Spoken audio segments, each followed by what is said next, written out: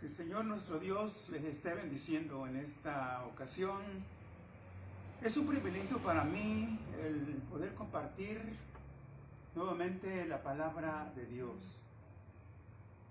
Es una distinción que Dios nos hace en su grande misericordia y que todavía, ¿verdad?, la palabra llegue hasta nosotros.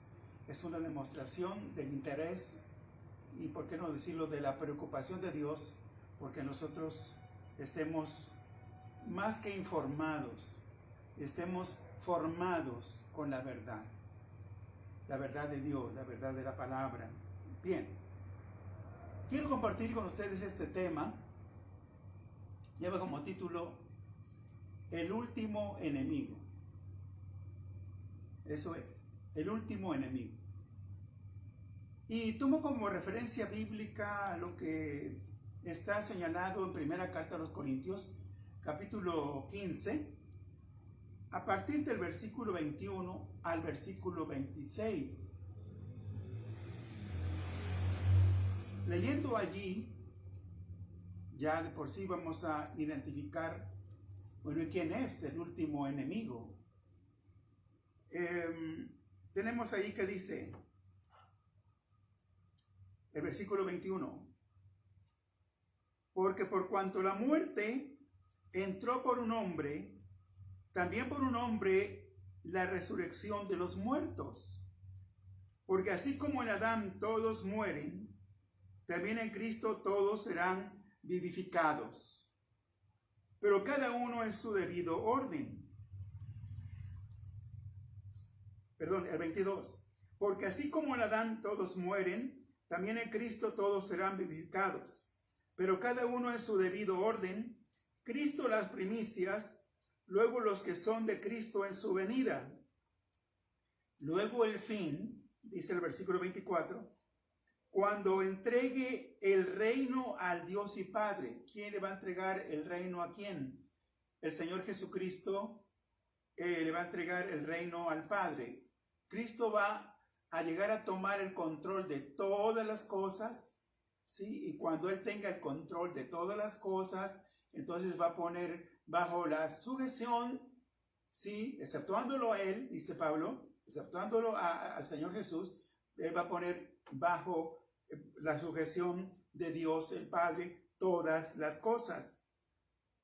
Porque dice luego el fin, cuando entregue el reino al Dios y Padre, cuando haya suprimido todo dominio, o sometido, cautivado, conquistado todo dominio, toda autoridad y potencia.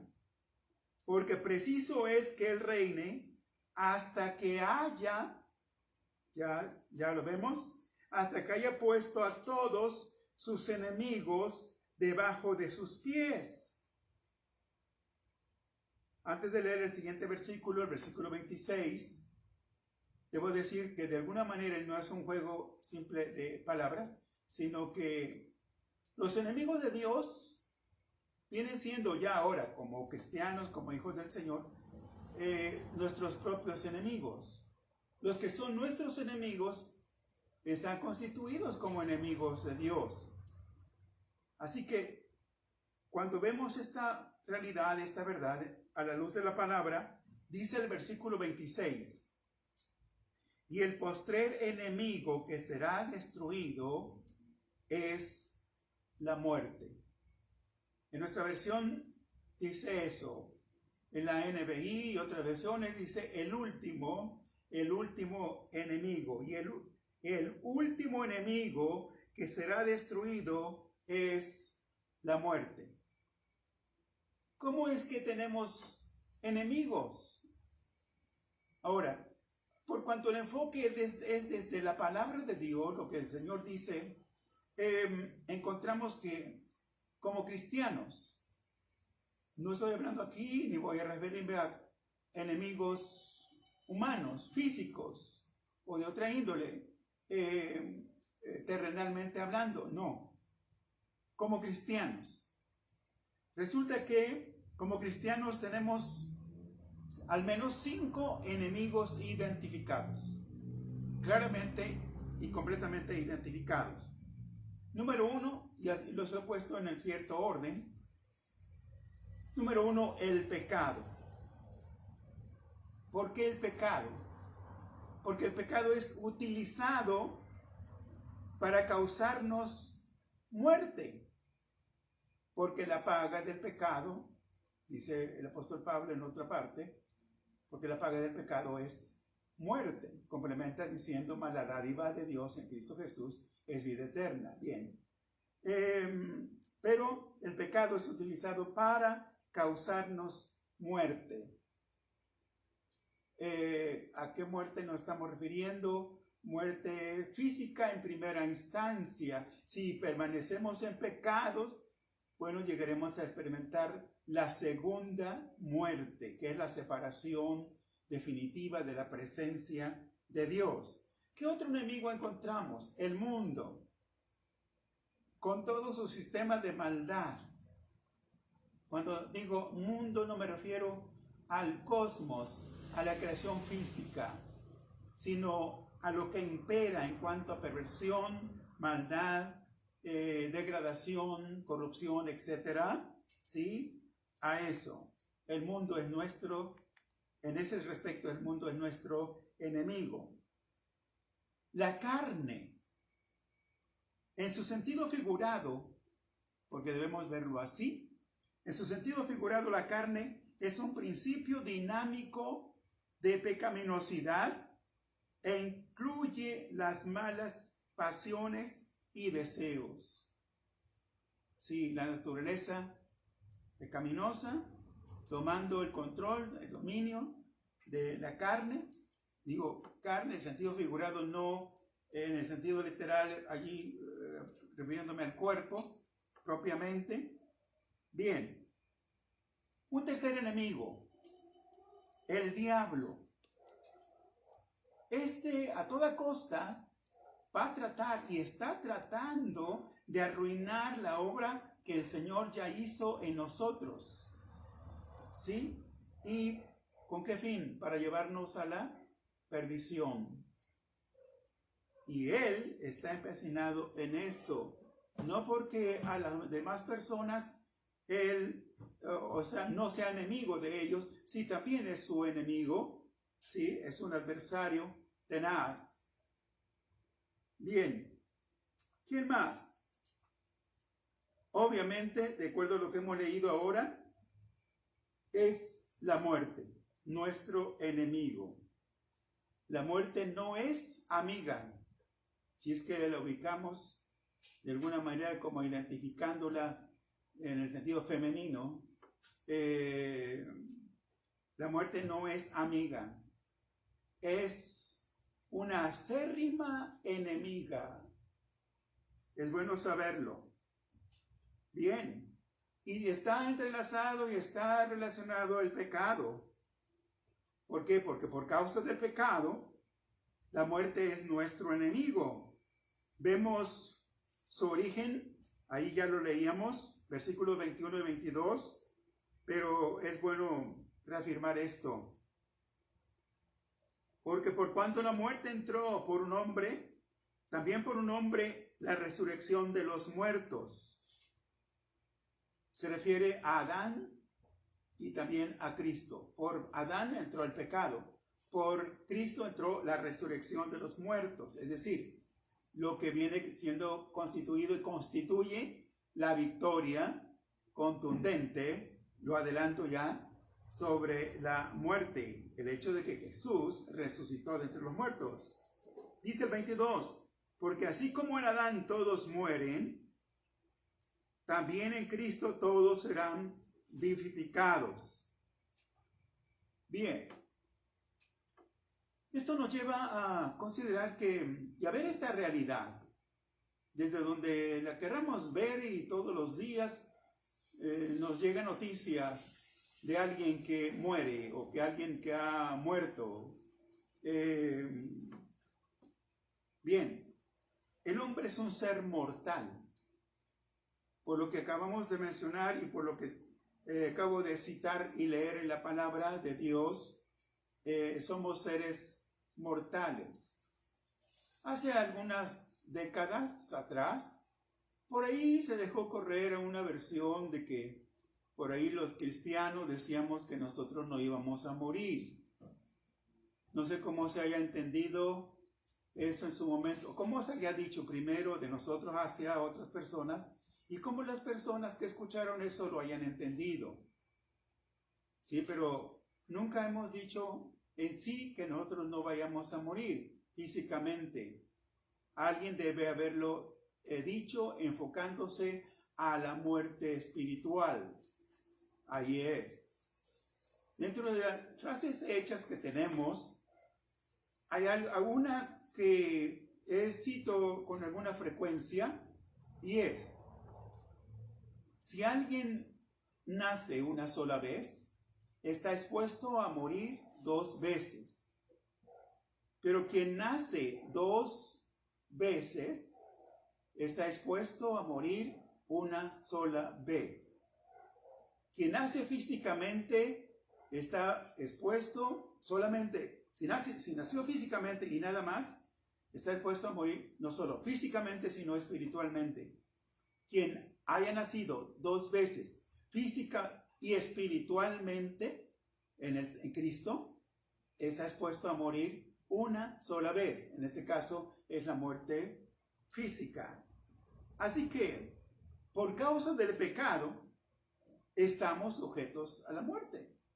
¿Sí? Hay un juicio que ha sido pronunciado de Dios, ¿verdad? Sobre este cuerpo humano, ¿sí? Que tiene que fenecer finalmente, ¿sí? Ahora, si el Señor viniera, como tal es nuestra esperanza, ¿verdad? Nos encontrará a muchos sin haber experimentado la muerte física y bueno, nada más es para ser transformados. Pero todos aquellos que han muerto en el Señor, seguramente han muerto con la esperanza de que finalmente la victoria de Cristo sobre la muerte también será de ellos. Dice el apóstol Pablo, pero ahora en Romanos 5:12. Por tanto, como el pecado entró en el mundo por un hombre, y por el pecado la muerte, así la muerte pasó a todos los hombres, por cuanto todos pecaron. Hace referencia en primera instancia al pecado original. Ya nos hemos referido a eso en otro momento, al pecado original. ¿Sí? Y si aún alguien se quisiera zafar, de decir, bueno, yo no tengo nada que ver, como me decía alguien, allá que Adán pague lo que se comió, yo no sé nada de eso. Bueno, pues tendrá que responder, como todos, ¿verdad?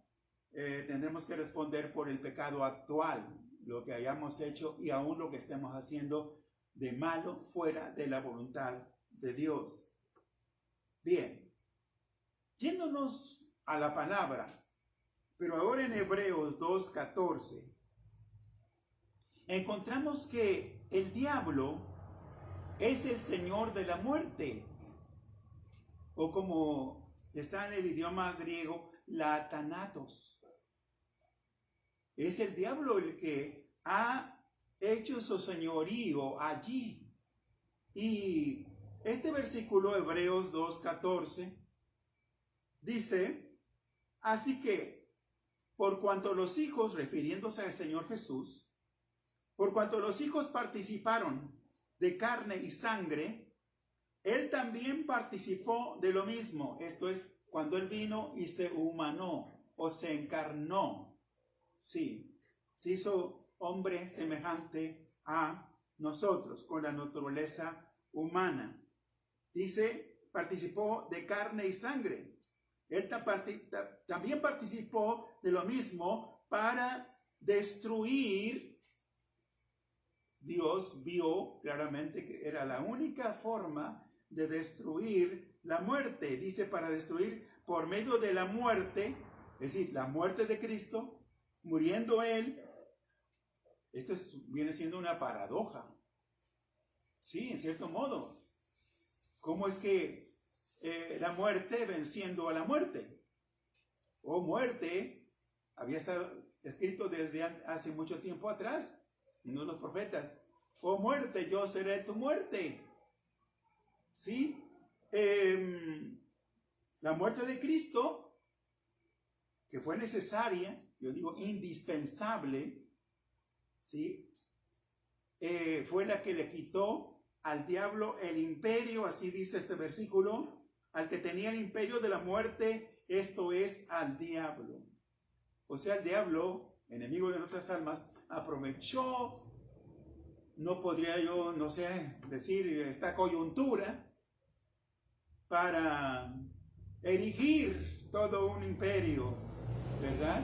Todo un sistema, aprovechándose de esa situación, y más todavía cuando en términos generales los humanos le tememos a la muerte, porque el versículo 15 de Hebreos 2 dice que el diablo infundía temor, y aún lo hace, infunde temor por la muerte a todos y los tenía sujetos a servidumbre, allí cautivos, enseñoreándose de las personas, ¿sí? Por cuanto él le dio, incrementó, le dio mayor influencia, o se diría poder, ¿verdad?, a la muerte, cuando él mismo se hizo señor de la muerte.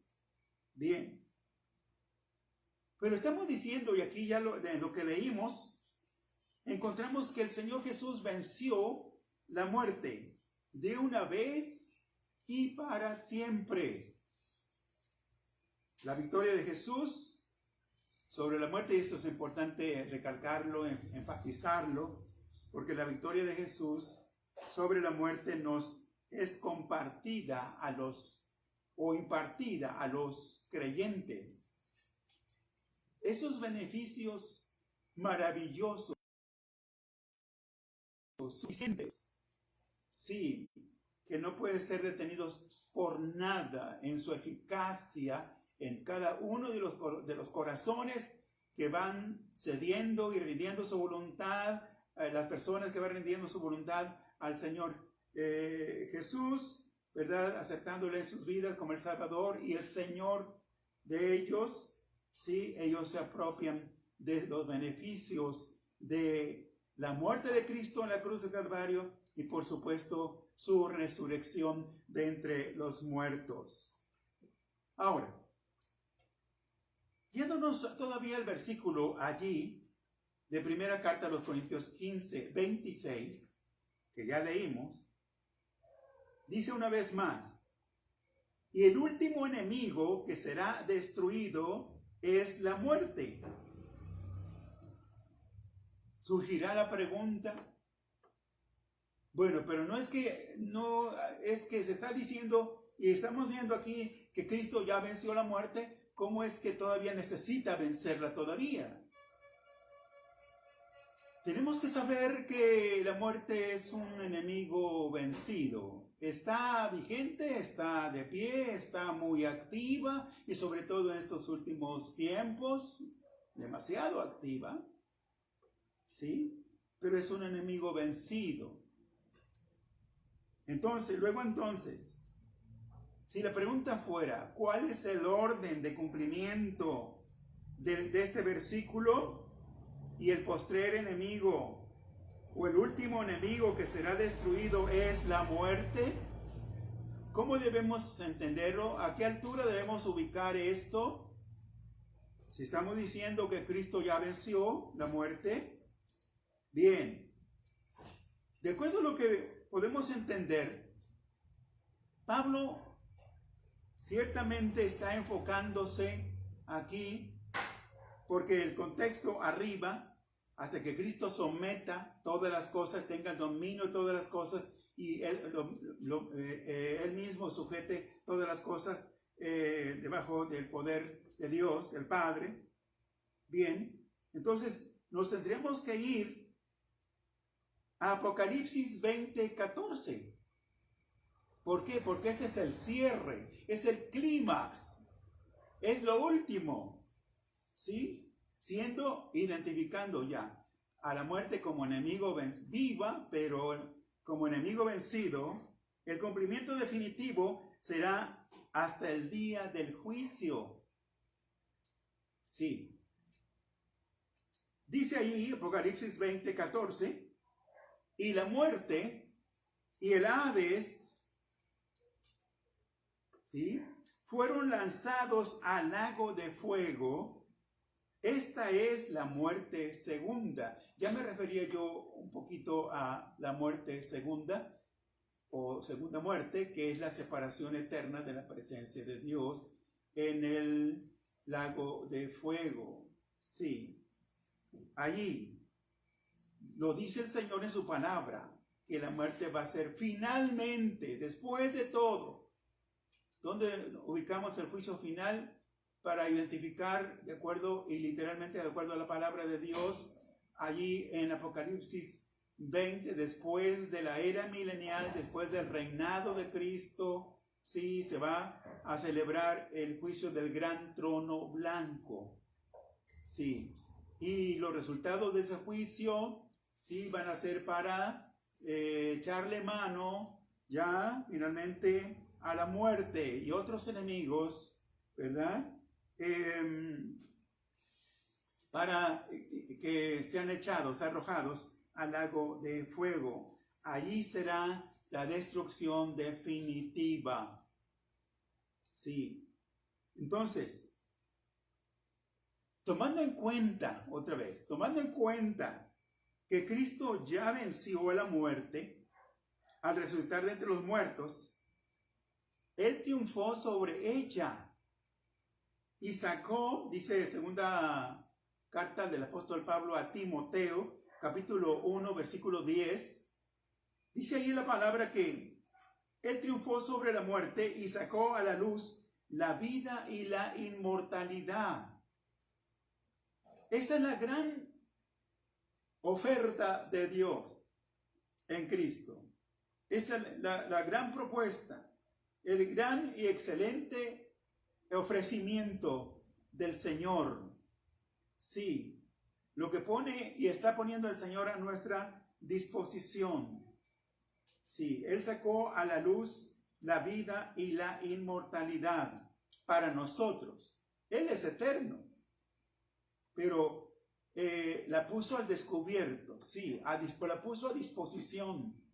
¿Y por qué sacó a la luz la vida? Está hablando, ¿verdad?, de la vida eterna. Está hablando de la inmortalidad. Sí. Entonces, es bueno. Por supuesto que lo es. El que nos apropiemos cada uno de estos resultados tan maravillosos, ¿verdad? Como por los méritos de Cristo realizados allá en la cruz del Calvario, desde luego, y sobre todo después de su resurrección. ¿Por qué? Porque hubo una especie de contienda, yo diría, así se los transmito para darme a entender o explicarme un poquito, ¿sí? Que la muerte no pudo retener a Cristo como lo hace con todos los seres humanos, ¿sí? Allí están en los sepulcros, ahí están los sepulcros, falleció y ahí están, ¿verdad? La muerte no pudo retener. Si es que pudo verse, o así lo quiero entender, como si se hubiera librado una batalla, ¿sí? La muerte no pudo retener a Cristo allí en el sepulcro. Dice Hechos 2:24, dentro del mensaje que compartió el apóstol Pedro el día de Pentecostés. Entre otras cosas, él dijo: Dios levantó a Cristo, dando testimonio él de esto a sus oyentes. Dios levantó a Cristo, suelto los dolores de la muerte, por cuanto era, notemos allí, podemos subrayar esa palabra que viene, por cuanto era imposible, eso es, imposible que fuese retenido por ella. Es lo que dice la palabra del Señor. La muerte no pudo,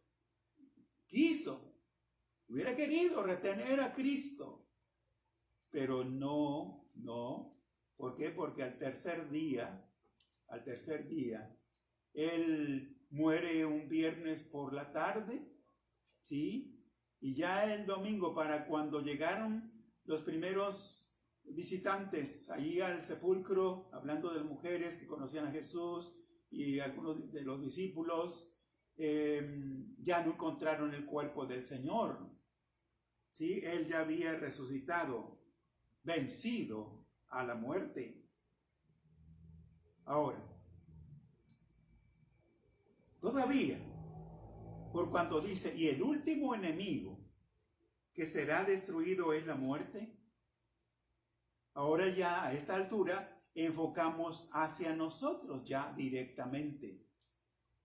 Tenemos que ver hacia sí, pensar en nosotros.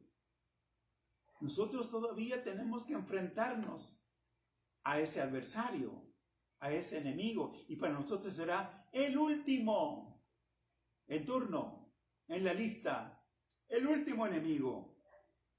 ¿Por qué? Porque estamos en turno nosotros, los creyentes. Aún estamos sujetos a la muerte física. Esto está muy claro. Estamos sujetos a la muerte física, pero se va a cumplir en nosotros, ¿sí? La victoria de Cristo, la victoria obtenida por Él, ¿sí? Se va a cumplir en nosotros. Así que Él ya venció la muerte. Ahora necesitamos vencerla en nosotros por la victoria de Cristo, por lo que Cristo hizo a favor nuestro. Es que nosotros podemos, sí, y con la ayuda del Señor, sí podremos vencer a este enemigo. Ahora, ¿pero cómo lo vamos a vencer? ¿En una lucha cuerpo a cuerpo? ¿Sí? No se trata de eso. Cristo, entre lo que hizo fue remover el aguijón de la muerte por su muerte expiatoria, por su muerte redentora, por su muerte sustitutoria allá en la cruz del Calvario. Él ya le quitó el aguijón a la muerte, de tal manera que nuestro deber, ¿sí? Nuestro deber, nuestra responsabilidad es mantenernos firmes en la victoria de Cristo. Esas son las condiciones. Sí, cristiano que no se mantiene firme, cristiano que no se mantiene perseverante, buscando al Señor de manera fiel, de manera sincera, con todo su corazón, y se aparta, está en peligro, un grave peligro, ¿sí? De que la victoria de Cristo en la vida de esa persona se haga inútil o se haga infructuoso, no tenga los resultados que Cristo mismo quiere que tenga en todos, en este caso. ¿Qué dice Romanos 8, 37 al 39? Encontramos que dice así, y eso es lo que debemos sostener y mantener en el Señor, perseverando.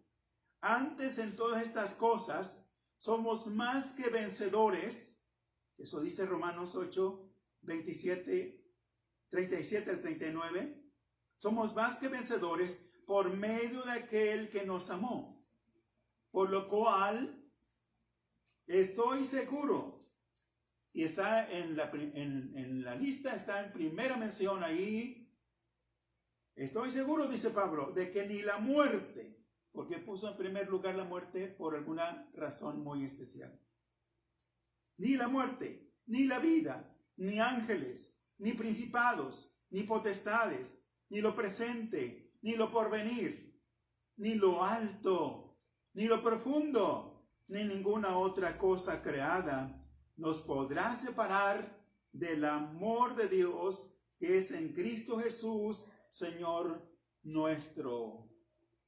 Así que a pesar de la muerte, El cristiano vive y debe vivir y debemos mantener en una relación íntima, lo más cercana posible, a aquel que ganó la victoria sobre la muerte, para que su victoria finalmente sea nuestra propia victoria sobre la muerte.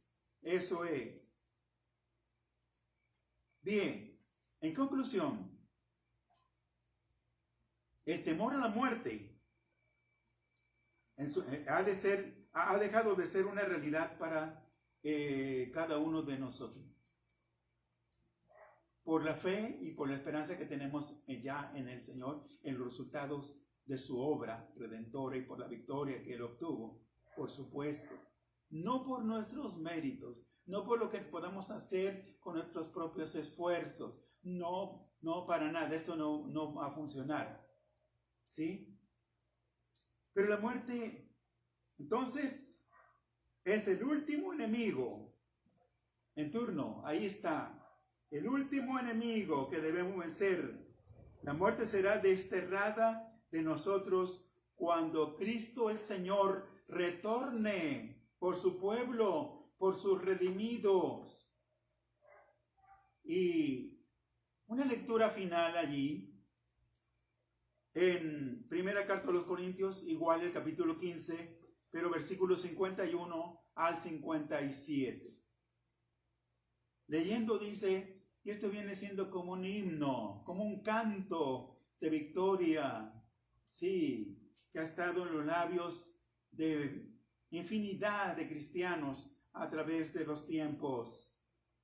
Dice el apóstol Pablo, he aquí os digo un misterio, no todos dormiremos, pero todos seremos transformados. Ahí está, todos seremos transformados. Es el punto crucial, el punto decisivo cuando el Señor venga. ¿Sí? Dice, en un momento, en un abrir y cerrar de ojos, a la final trompeta, porque se tocará la trompeta y los muertos serán resucitados. ¿En qué condiciones? ¿En una condición corrupta? No. Dice resucitados incorruptibles. Y nosotros, si es que vivimos en ese momento, dice, seremos transformados. Porque es necesario que esto corruptible, ¿sí? Porque este cuerpo es corruptible, se vista de incorrupción. Ahí está el gran cambio, ahí está la transformación que el Señor hará con su poder, con el poder de su Santo Espíritu. Dice, y esto mortal se vista de inmortalidad. Y cuando esto corruptible se haya vestido de incorrupción, y esto mortal se haya vestido de inmortalidad, entonces se cumplirá la palabra que está escrita, sorbida es la muerte en victoria. Ahí está la declaración solemne, contundente, ¿sí? En la palabra del Señor. Y como para preguntarnos enseguida, ¿dónde está, oh muerte, tu aguijón? Si es que pudiera haber un espacio, ¿verdad?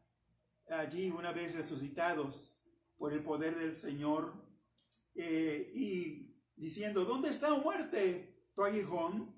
¿Dónde, oh sepulcro, tu victoria?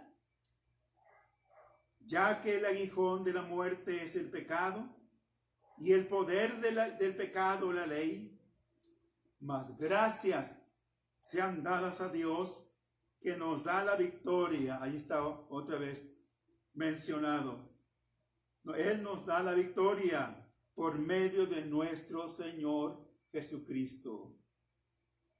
Así que, si alguien nos preguntara, alguien quizás nos cuestione y diga, bueno, pero ¿por qué ustedes dicen tales cosas? ¿Y por qué se aferran a esto? Y bueno, porque lo dice el Señor en su palabra. Y ahí está nuestra fe. Ahí está nuestra esperanza. Sí. Y bueno es tener ese apoyo, ese respaldo sí, esa ancla allí fija, estable en la obra redentora del Señor. Bueno es, por supuesto. Ahora, el versículo 58 nos sirve para concluir esta reflexión. ¿Por qué? Porque hay una recomendación muy útil después de haber entonado este cántico de victoria. Así que, hermanos míos, amados, estad firmes y constantes. Si alguien ha dejado de estar firme, ha mostrado inconstancia, su seguimiento con Cristo ha sido bastante irregular, está a punto de apartarse o de volver atrás, no es recomendable.